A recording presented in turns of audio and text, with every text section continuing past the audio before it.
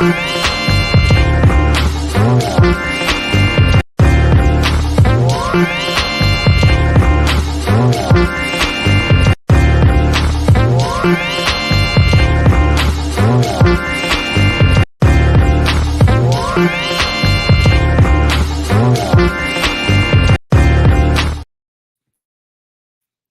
everybody, it's your girl Angie. Welcome back to Kiss My Cheeks TV.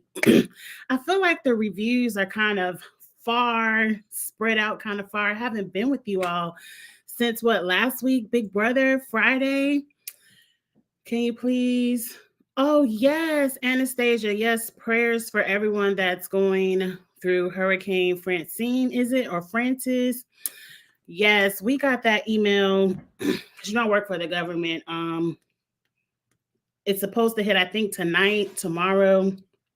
Yes, prayers for everybody going through that storm. I do pray for that, but thank you for mentioning that because I do hope everyone is safe.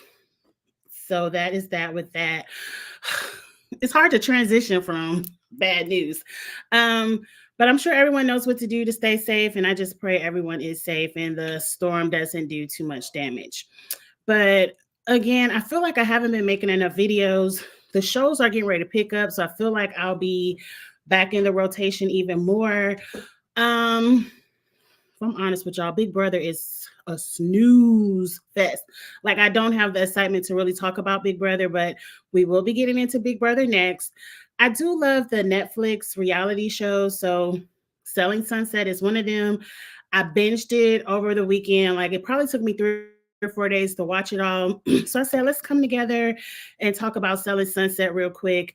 And also tonight is the VMAs. So the challenge will not be on tonight. So tomorrow, myself and Abby Reviews will do a VMA fashion review. Like, I'm trying to pull some content out of somewhere. I'm kind of mad about the challenge, but we'll pick that back up next week. I do have the Anonymous. I'm always one episode behind on the Anonymous, but once I catch up, we'll talk about that as well. And then for everyone who cares, I do have the link for the Survivor Fantasy League. If you want to play Survivor Fantasy, we do it every season. Hit me up in the DMs, Instagram or Twitter. Everywhere is Kiss My Cheeks TV, and I'll send you the code. But let's get into Selling Sunset. I don't want to make this long because I do want to get into Big Brother next, and I want to be done with the reviews before the show comes on tonight. So Selling Sunset is like a bowl of soup with a grilled cheese sandwich. It's just like the perfect comfort show when there's nothing else on television. Like, I am entertained, but it's not like I'm running to it like this is A+ television. Like, it's like an A-. It's a good show. It's a good show, but it's just the perfect comfort show. Like, it's not too messy, but it's not boring either. And then the fantasy in my mind just dreams of living in one of those homes one day. Like, the houses on that show are beautiful. I know people are like, they don't even really sell those houses. I don't know what they do. But at the end of the day, the homes are beautiful and the drama is just enough to get you through a good binge when there's nothing else to binge. So Selling Sunset, I believe this is season 6 or 7, 8. I don't recall. The main hitting points this season was Chelsie versus Mary, Chelsie versus Bri. I have some opinions and I want you all's opinions as well. We'll chat about it.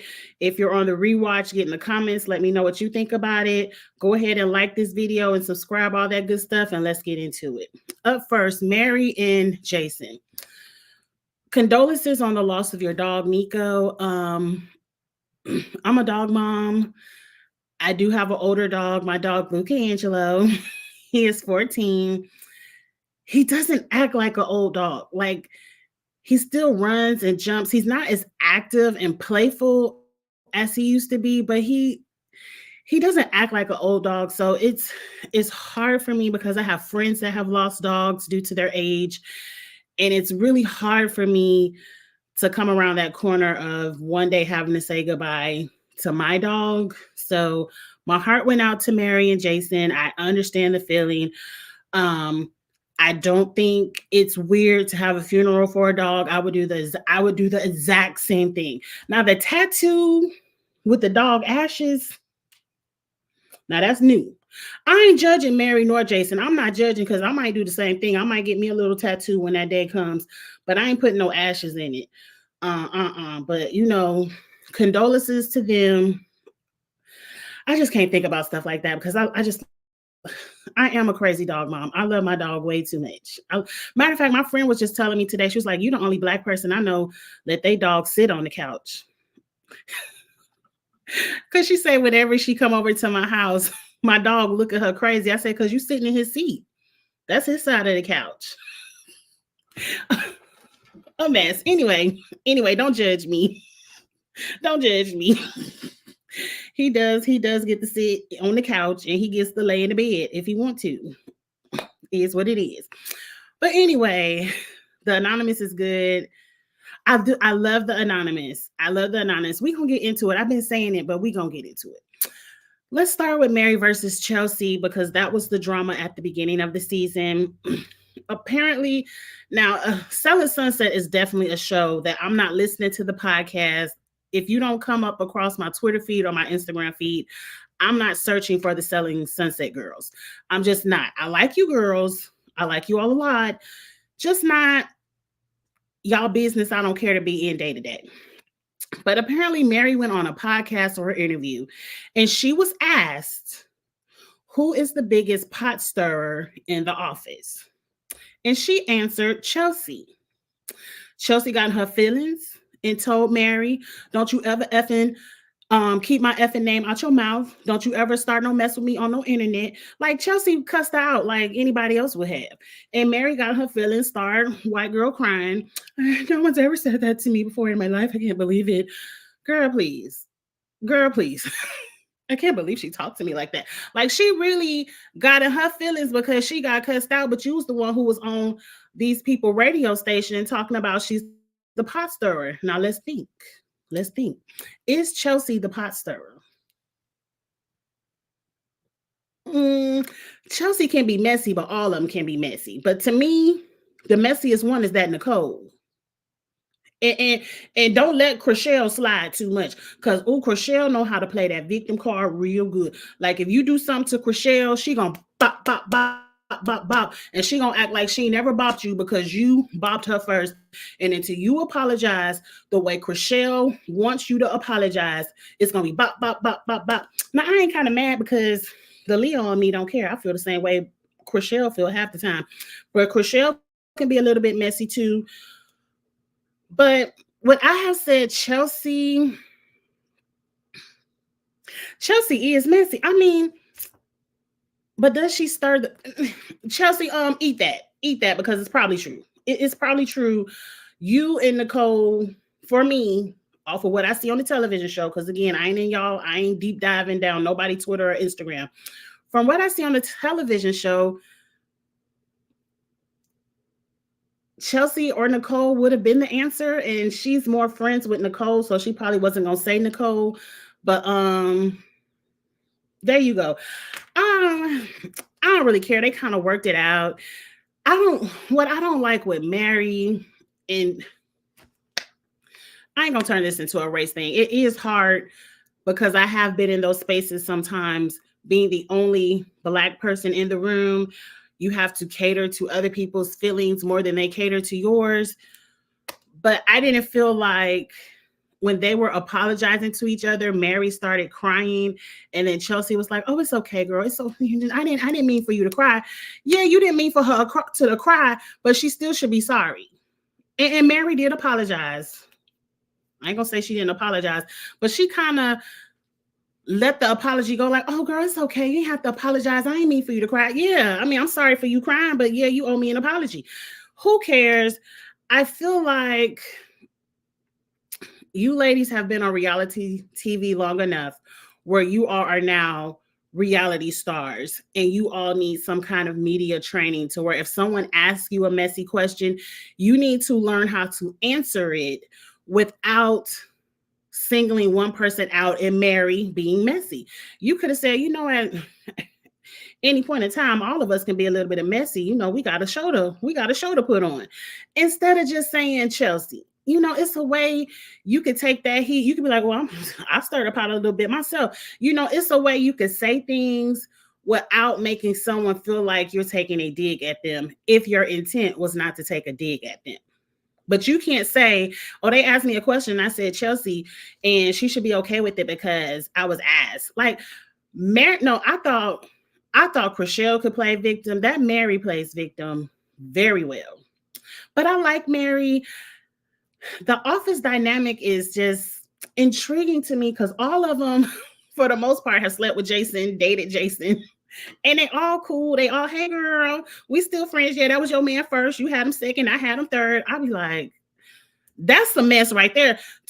Jason, to me, is the messy one. And then he be bringing new girlfriends around and make y'all be friends with him. I'm happy that new girlfriend ain't there. I'm assuming Jason isn't with that young girl anymore. I'm assuming. Anastasia, Angie, I haven't watched Anonymous yet. Is it good? Watch it. If you like competition reality shows like The Circle, it's a little bit of The Circle, but it's real cutthroat and messy, kind of like Big Brother, because they get to intermingle with each other. I like Anonymous. That's a show I probably could do, but let me not get sidetracked because I got to talk about Big Brother in 15 minutes. Let's get into the main drama of the season. A lot of other stuff went on. I forgot. Like I said, it's just a comfort show. It wasn't too much. The next big thing, they went to some house in the desert. Gorgeous. I mean, if I had the coins, I would pay to take a little weekend vacation out there. In the desert, Nicole, messy ass, was talking about, oh, y'all heard about Emma and what she was doing out there in the OC? And everybody got real hush, like, girl, don't talk about it. Girl, don't talk about it. Girl, don't talk about it. Don't say nothing about it. Be quiet. We don't want to touch that subject. That's what Bri should have done with the Chelsie situation. Because I'm just going to call it how Nicole eventually said it on camera, that the word on the curb is Emma is messing with somebody's husband out there in the OC. Now, I'm wondering, is she messing with somebody's husband in the OC office or just the OC? Because if it's somebody's husband in the OC office, I think only 2 of them are married. And that's real messy because them co-workers, look, now that's a storyline for your ass, right? That's a storyline for your ass right there. Nicole, season 8, whatever next season it is, you in that hot seat with Emma because you done put all her business in the street. You didn't do it like Bri did it, but you got that lady business in the street. And now I want to know, you already got season 8 storyline upset, ready to go. Because we got to talk about this. Who husband Emma messing with in the OC? And if it's somebody in the office, just go ahead and merge. Go ahead and merge them 2 shows together. Because the OC, I don't know how far the OC is from LA, but it can't be that far. Go ahead and let them all work together so we can get all the good, juicy drama. I'm a season behind on selling the OC. I got to catch up with that. But anyway, let's get to Bri versus Chelsie. So before this season even started, because of course this is filmed months, maybe a year ago, I saw an article come across my Instagram that said Chelsie and her husband filed for divorce. So I it's almost 2 hours away. That's still close enough to do a TV show. That's close enough for them to film a good dramatic TV show. But I knew Chelsie and her husband were getting a divorce. And I kind of assumed it would be talked about this season. I didn't know what's going to go down the way it went down. So what happened, the girl Amanda rang up Bri's phone and said, I got some bubbling hot tea, but I can't tell you right now. The only way I could tell you is in person. It's too good to tell over the telephone, girl. I got to meet you up on the camera. I got to put my good makeup on and my good little slutty outfit on. And I got to tell you what I heard in these streets. So Bri is like, oh, okay, girl, I'll meet you up in a couple of days. That's where I knew the lie was number one. That was lie number one. My best friend, my line sisters, um, my homegirls, everybody knows. And I'm just speaking for myself. Don't call me on that. I got something to tell you, but you're gonna be mad, or I got something really juicy to tell you, but I gotta tell you later. Don't call me with that because immediately my mind is going to tell me now. I can't wait a few days for you to look me in my face and tell me no tea. You should have waited till you saw me in my face to bring up the tea. Don't be calling me talking about you got something real good to tell me. No, go ahead and tell me now or don't tell me at all. Because if you do that to me, I'm probably gonna hang up the phone and not even care about it no more. Because if you can't tell me now, I'm already pissed. I'm already at a 10. I'm at a 10. I'm at a 10. And that's just me. It could just be me. Maybe some of y'all can handle that. Girl, I got something to tell you. I'll tell you in about 2 days when I see you. Maybe some of y'all can handle that. But when somebody does me like that, I am at a 10. Call me, talk to me when you're able to tell me. If you aren't able to tell me, don't bring it up. So that was lie number one for me. But then next, Bri and Chelsie meet, and of course they start talking about some text messages about somebody saw Chelsea's husband at the W Hotel kissing another woman all in the mouth. Okay, your receipts are text messages between a third party. How about the third party didn't and snap a picture?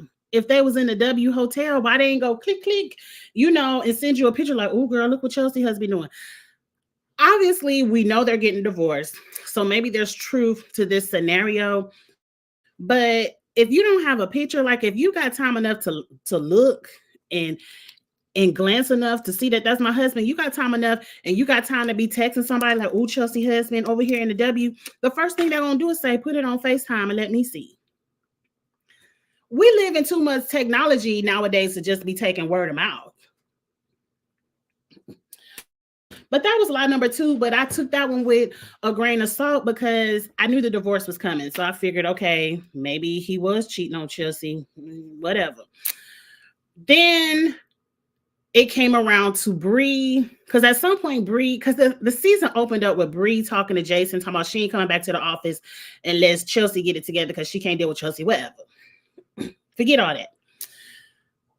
It gets into Bri and Chelsea eventually made up. And then eventually Bri is like, well, me and Chelsea are in a good place now. I don't feel comfortable knowing this information. I feel like I have to tell her. Now, Bri, you ain't 3 years old, are you? Because I mean, you look about 33. Everybody should know about 33 that they killed a messenger. I don't know if I can say that on YouTube. But the messenger is always the one that get beat up. Nobody wants to be the messenger, especially you don't have no receipts. You don't have a picture. You got the word from some third party. It wasn't even your friend Amanda who saw it. It was somebody else who was texting Amanda. So it's like, I wouldn't say nothing. I would mind my business because you and her are not in a place. I could see if this would have came from Chriselle or from Emma, but you and Chelsea just made up 3 minutes ago, and now you about to tell her husband was kissing some tramp in the mouth at the W Hotel. Please, I'm surprised Chelsea ain't slap you right there on site. But it is what it it is what it is. Now, Chelsea, I appreciated seeing the realness of Chelsea. And I think in that moment, Chelsea felt what she did to Bri in the previous seasons. She probably felt the karma, instant karma of what she was doing to Bri, which was judging her. Chelsea was putting herself up on a pedestal like she had this perfect marriage, this perfect family, and what Bri was out there doing with Nick Cannon and all his other baby mamas was tragic, a tragedy, broken homes, all of this. We heard what Chelsea was saying about Bri all them seasons ago.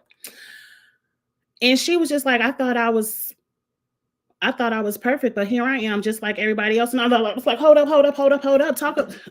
Keep that to yourself because you ain't about everybody else. Because I ain't going through none of that. Now I ain't saying I don't have the capability of one day life and on me, but hey, speak for yourself. I ain't have to say all that. But no, that was a really real moment with Chelsie. Like she was crying, real tears. Chelsie is so gorgeous. Like, side note, I don't ever want to tell people what they should or should not do to their body. It's your body. But she's done something, a minor tweak to her face where she just glows and her eyes are just like glowing, them cheekbones. I don't know if she put a little bit of filler in her cheeks, but like drop dead. Every time I look at Chelsie in them confessionals, I'm like, I don't know what she did, but it is drop dead gorgeous. Gorgeous, Chelsie. You did it right. That's all I'm gonna say. You did it right, Chelsie. Like you were beautiful before, but whatever you did this time in the face, it's right. Now I'm with you, Eric, when you right as well. Don't do nothing else. Don't do nothing else, Chelsie. What you did right there, gorgeous. You were gorgeous before, just don't do nothing else. But anyway, back to the point at hand. Now here we are. Whose side are you on? Team Chelsie or Team Bri? I think the main thing where Emma came from was she was like, F Bri. She was being messy. She the one who brought it to camera. Now here where lie number 4 go in, Bri. I didn't caught you up. Somewhere in one of the seasons where they were talking about this mess, Bri tells Chrishell and Emma, I called y'all to tell y'all what was going down first before I even talked to Chelsie. And if you felt like I shouldn't have said nothing to her, y'all should have stopped me. Which means you was already telling her business before you told it to her. Now, I don't believe that she didn't know what Amanda was going to say before they came on camera, because I just feel like nobody is sitting around for days worrying about what this hot tea going to be. I do feel like she knew exactly what Amanda was going to say. She waited for Amanda to be on camera for Amanda to say it. We all know when it comes to reality television, when you say something on camera, it's 100 times worse because it's going to make the edit. So you and Amanda having a cute little kiki session talking about Chelsie and her husband, you're really having this session with America because we're all going to see it. Even if you never told Chelsie or whatever, and it would have came out in the press or however it would have came out, you bringing it to this show was you making sure everybody in America knew what Chelsea's husband was doing down there at that W Hotel. Now, mind you and Chelsie aren't friends. And maybe if you and Chelsie were friends, you would have shot her a little text message and never would have said this on camera. And that would have been something she would have worked out with her husband. And, she could have brought it on camera when she was ready. But the fact that you sat down with Amanda and told that lady business on camera, then you sat down with Chelsie, like you and Chelsie was, we new girlfriends and we new friends and we just gonna sit down and have a drink, but you was really getting ready to bam, look what your husband was out there doing. That was messy number 2. You don't put this lady business out on Front Street on camera twice. So I'm with Emma. So on that side of the story, I am very much Team Chelsie, not Team Bri. Now, a little bit, I'm gonna give Bri this much. I'm gonna give Bri this much. When Bri first came on the show, let's start 60 seconds backtrack. Bri came on the show as one of Nick Cannon's baby mamas. Real estate agent, whatever, however y'all want to front it. Maybe she showed a few properties here and there. I ain't never seen her sell nothing on the show. But anyway, let's just talk from a production standpoint. They brought Bri on the show because she was one of them baby mamas of Nick Cannon's that was willing to do a reality TV. And they knew, all of us at home, we ain't gonna act like we ain't been on Twitter and Instagram like, damn, another one, Nick, and another one, and another one, and another one, like, damn. we ain't all gonna act like we ain't been joking in front on Nick Cannon. They roast his ass every week on Wildin' Out about all his damn baby mamas and his huge ass family tree. But that's Nick Cannon's business. That's his business. Half of y'all got the same family tree and ain't even got no millionaire baby daddy behind it, but that's y'all business. That's y'all business. But anyway, we not gonna front like that's not why they brought this lady on the show. And so when Chelsie said what she said, I felt like Chelsie was just speaking out loud everything that everybody on Twitter has been saying. Now, where Chelsie went wrong, at the end of the day, that's that lady's family. That's her baby. That's her baby daddy. That's all his siblings. That's that lady business. And you didn't have to bring her down like, you're creating broken homes. This is tragic. This is trash. I can't believe you're going to lay up and have all these babies. You in a harem with him. He could sleep with you today and then he go sleep with the other one tomorrow. Like Chelsie was really digging into that lady business. And yeah, we didn't have a couple of Twitter figures and said a couple of things, but we ain't throwing it all in this lady's face, making her feel like crap. And what was wrong with Chelsie is she couldn't let it go. You couldn't let it go. And then I believe last season, after Chelsie finally let it go, she done met up with some lady who says she knew Bri in her past and then threw that lady in the face and tried to bring her around and get her in the old group. And Bri was like, I don't fuck with, well, I ain't supposed to be cursing. I don't rock with her. You know, so Chelsie, you was a little bit messy with Bri up front and the petty Leo in me.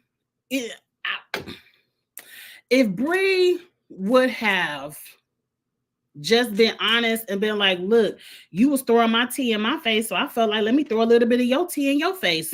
Here you go. There go your husband. Go see what your husband doing. Maybe you might want to roll up to the W one night. You know, I'm not mad at Bri for throwing it back in Chelsea's face because Chelsie has been throwing it in Bri's face since Bri walked her first footstep in that office. When it wasn't none of Bri's business, I mean Chelsea's business, now it ain't none of Bri's business. So I guess that's a tie. But it can't be a tie. I guess I'm still gonna be team. Damn it. Who team y'all on? Who team y'all on? Because a part of me feels like Chelsie, if maybe you was a little bit kinder to Bri in the beginning and you didn't hold on to this Nick Cannon thing, like it wasn't none of your family, it wasn't none of your kids. I ain't understand. I never understood why Chelsie dragged Bri so hard for that lady being one of Nick Cannon baby mamas. But maybe if you was a little bit lighter, she wouldn't have came at you so hard. I mean, I can't be mad at nobody for getting a lick back. And your husband was the one that gave her the ammo to do it. So you really should be mad at him. So yeah, I'm gonna be team Bri. I'm sorry, Chelsie. I'm just gonna be team Bri on this one because your husband, number one, was the one that gave her the ammo. If he would have never gave her no ammo to fire with, she would have still been in the corner mad at what she was doing about her baby daddy. But hey, it is what it is. I feel bad for you, Chelsie, but I think this is a lesson. I've been spelling Chelsie wrong in all my videos. I just looked at your comment, Eric. I'm like, I've been spelling this lady name wrong. But maybe this is a lesson. I mean, damn, it's the destruction of a family. And that's a hard lesson to learn. But kindness always wins. And minding your own business always wins. Bri might hit a little bit of karma for what she did with Chelsie, but I feel like Chelsie fired the first shots. Yeah, she did. Chelsie fired the first shots, and if you can shoot it, you definitely got to be able to take it. So it is what it is. That's my thoughts on this season of Selling the Sunset or Selling Sunset. I'm talking about Selling the Sunset. I will be back for next season because I can't. It's time for Nicole to get dragged again. Ugh. Nicole, you just got out of the hot seat. As soon as you got out of the hot seat with Chrishell, you went and jumped right into the hot seat with Emma. I can't. Are they gonna have a reunion? Because this the season to have a reunion. This is the season to have a reunion. It was really messy. Shout out to Amanda for selling her artwork. I thought the artwork was really beautiful. I like the one that incorporated the women's faces. Um, and shout out to it ain't nobody else on the show. It ain't nobody else. Shout out to the lady that had her baby, Heather. I would like to see Heather back, but I think Heather is living her rich woman life. My husband got all the coins. I ain't got to sell none of the house. I'm about to enjoy my baby and chill. If that's the case, Heather, congratulations, live on. If you do come back to the show when your baby gets a little bit older, I would love for you to come back to the show because I did always like Heather. So that was this season of Selling Sunset. I can't wait to see the next season because the storyline is already written. The storyboard is already set up. Let's just go ahead and jump into it. If you all care about Big Brother, it will be up next. If not, I will holler at y'all another time. Again, I will be here tomorrow night. There's no challenge, so there won't be a challenge review tomorrow. But me and Ebby will be talking about the VMA fashions since the VMAs will be coming on tomorrow. And safe, not safe travels, but just prayers and safety for the hurricane that's coming. Everyone out there in the path of the hurricane, please be safe. And I'll holler at y'all later. Bye.